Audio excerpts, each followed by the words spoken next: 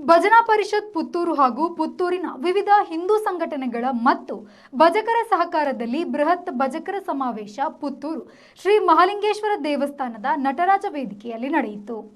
ಸಮಾವೇಶದ ಮೊದಲು ನಗರದ ದರ್ಬೆ ವೃತ್ತದಿಂದ ಭಜನಾ ಸಂಕೀರ್ತನೆಯ ಕುಣಿತದ ಮೂಲಕ ಮೆರವಣಿಗೆ ನಡೆಯಿತು. ಸಾವಿರಾರು ಮಂದಿ ಭಜಕರು ಮೆರವಣಿಗೆಯಲ್ಲಿ ಪಾಲ್ಗೊಂಡರು.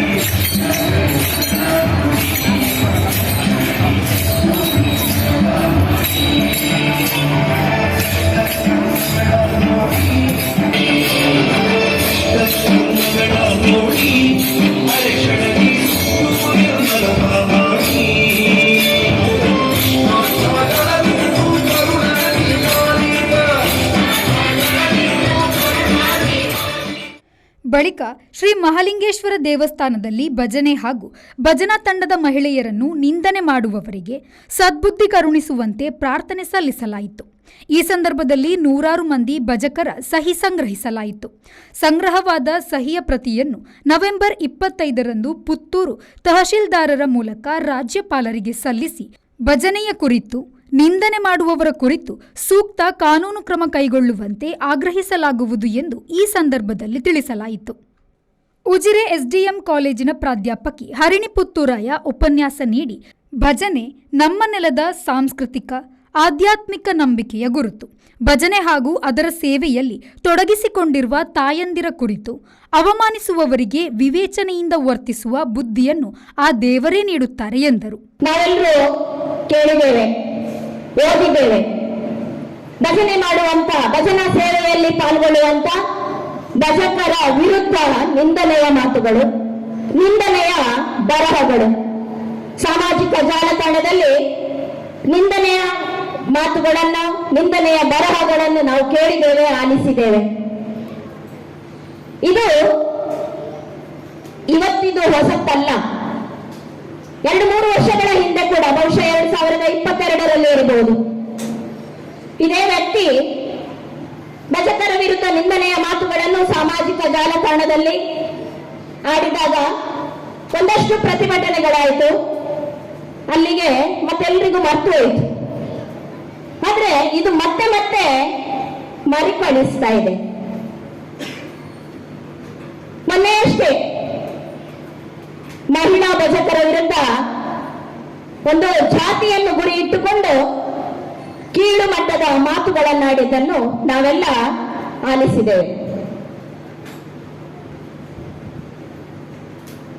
ನಮ್ಮ ಹಿಂದೂ ಸಮಾಜದ ವ್ಯಕ್ತಿಗಳೇ ಹಿಂದೂ ಸಮಾಜದ ಒಂದು ವ್ಯವಸ್ಥೆ ಏನಿದೆಯೋ ಅದನ್ನು ದುರ್ಬಲಗೊಳಿಸಲಿಕ್ಕೆ ಪ್ರಯತ್ನ ಮಾಡುತ್ತಿರುವಂತದ್ದು ಖಂಡಿತ ಸತ್ಯ.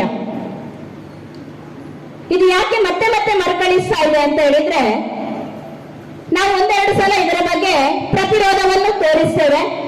ಯಾರೋ ಒಂದಿಬ್ರು ಪ್ರತಿಭಟನೆಯ ಮಾತುಗಳನ್ನು ಆಡ್ತಾರೆ, ಮತ್ತೆ ನಾವೆಲ್ಲರೂ ಕೂಡ ಮೈ ಮರೆತು ಬಿಡ್ತೇವೆ.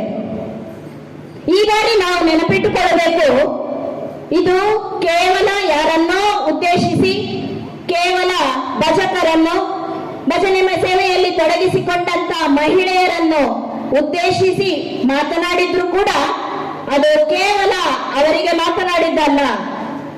ಇದು ಪ್ರತಿಯೊಬ್ಬರಿಗೂ, ನಮ್ಮ ಸಮಾಜದ ಪ್ರತಿಯೊಬ್ಬರಿಗೂ ಆಡಿದ ನಿಂದನೆಯ ಮಾತುಗಳು. ಹಾಗಾಗಿ ನಾವು ಪ್ರತಿಯೊಬ್ಬರು ಕೂಡ ಇದಕ್ಕೆ ವಿರೋಧವನ್ನು ವ್ಯಕ್ತಪಡಿಸ್ತಾ ಇದ್ದೇವೆ. ಪ್ರತಿಯೊಬ್ಬರು ಕೂಡ ಇಂಥ ನಿಂದನೆಯ ಮಾತುಗಳನ್ನು ಪ್ರತಿಭಟಿಸ್ತಾ ಇದ್ದೇವೆ. ಆ ಉದ್ದೇಶಕ್ಕಾಗಿ ಇವತ್ತು ನಾವು ಇಲ್ಲಿ ಸೇರಿರುವಂತದ್ದು. ಇಲ್ಲಿ ನಾನು ಮಾತಾಡುದು ನಾನೊಬ್ಬಳೇ ಆಗಿದ್ರು ಕೂಡ ಇದು ನಾನು ಭಾವಿಸಿಕೊಂಡಿದ್ದೇನೆ ನಮ್ಮ ಹಿಂದೂ ಸಮಾಜದ ಎಲ್ಲರ ಧ್ವನಿ ಅಂತ. ನಮಗೆ ಎಲ್ರಿಗೂ ಕೂಡ ಇದರ ಬಗ್ಗೆ ಆಕ್ರೋಶ ಇದೆ, ನಮಗೆ ಎಲ್ರಿಗೂ ಕೂಡ ಇದರ ಬಗ್ಗೆ ನೋವಿದೆ.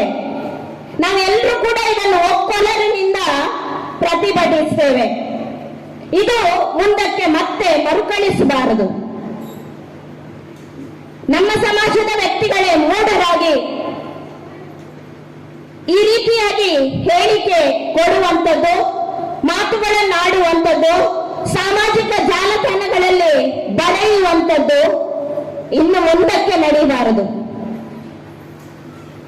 ಯಾರು ಈ ರೀತಿ ಮತ್ತೆ ಮತ್ತೆ ಅದನ್ನು ಪುನರಾವರ್ತನೆ ಮಾಡುತ್ತಾರಾ ಅದರ ಅರ್ಥ ಇದು ಉದ್ದೇಶವನ್ನು ಇಟ್ಟುಕೊಂಡು ಮಾಡುವಂತ ಹೀನಾಯವಾದಂತ ಕೆಲಸ. ಮನುಷ್ಯ ತಪ್ಪುಗಳನ್ನು ಮಾಡುತ್ತಾನೆ, ಆದ್ರೆ ತಪ್ಪುಗಳಿಂದ ಅವನು ಕಲಿತುಕೊಳ್ತಾನೆ ಅಂತ ನಮಗೆ ಗೊತ್ತಿದೆ.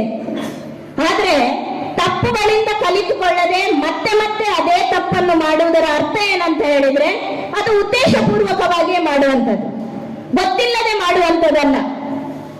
ಮನಸ್ಸಿನಲ್ಲಿ ಸಾವಿರಾರು ಭಾವನೆಗಳು ಬರ್ಬೋದು, ಆಲೋಚನೆಗಳು ಬರ್ಬೋದು, ಎಲ್ಲವೂ ಬರ್ಬೋದು.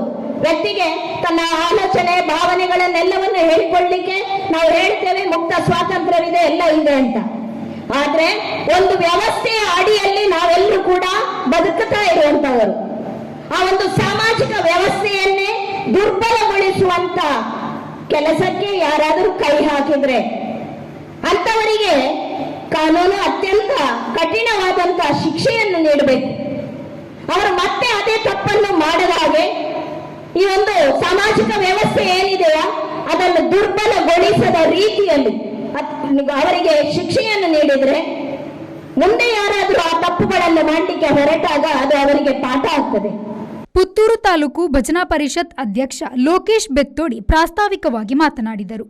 ವೇದಿಕೆಯಲ್ಲಿ ಪುತ್ತೂರು ತಾಲೂಕು ಭಜನಾ ಪರಿಷತ್ ಕಾರ್ಯಾಧ್ಯಕ್ಷ ಧನ್ಯಕುಮಾರ್ ಬೆಳೆಯೂರು, ಭಜನಾ ಪರಿಷತ್ ಸಮನ್ವಯಕಾರ ಸಂತೋಷ್ ಕುಮಾರ್, ವಿಶ್ವ ಹಿಂದೂ ಪರಿಷತ್ ಪುತ್ತೂರು ಜಿಲ್ಲಾಧ್ಯಕ್ಷ ಕೃಷ್ಣ ಪ್ರಸನ್ನ, ಕಾರ್ಯದರ್ಶಿ ಗೋಪಾಲ್ ಕೃಷ್ಣ ಎಂ, ಭಜನಾ ಪರಿಷತ್ ರಾಜ್ಯಾಧ್ಯಕ್ಷ ಚಂದ್ರಶೇಖರ್ ಸಾಲ್ಯಾನ್, ರಾಜೇಶ್ ಬನ್ನೂರು ಉಪಸ್ಥಿತರಿದ್ದರು. ಅನೀಶ್, ವಿ4 ನ್ಯೂಸ್, ಪುತ್ತೂರು.